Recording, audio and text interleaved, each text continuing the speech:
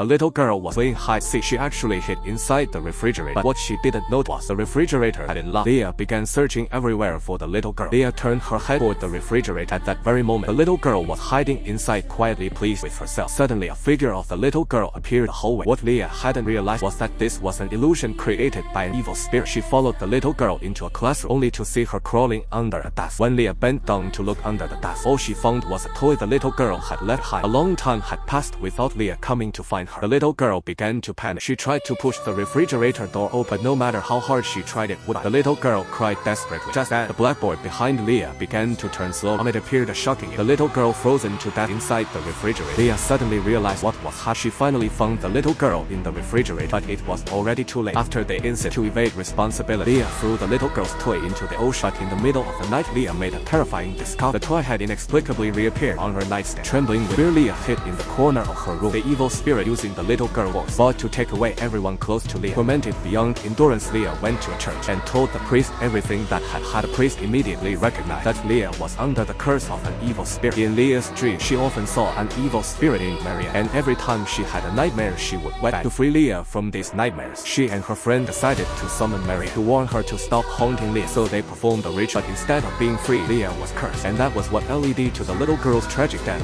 After hearing Leah's story, the priest told her that to break the curse, Leah had to leave town forever. Otherwise, everyone around her would meet with misfortune. But leaving without a reason would be impossible to explain to her family. The priest helped her come up with a plan. Leah would hurt those around her. Once everyone despised her, she would naturally be able to leave town. So Leah began to cause destruction. She wrote an article slandering her parents and even vandalized the church, committing unforgivable acts. As a last resort, her mother had no choice but to send her away from town. Later, Leah wrote about her nightmare, a horror novel titled Maria. If you're interested, you can search for the full film adaptation.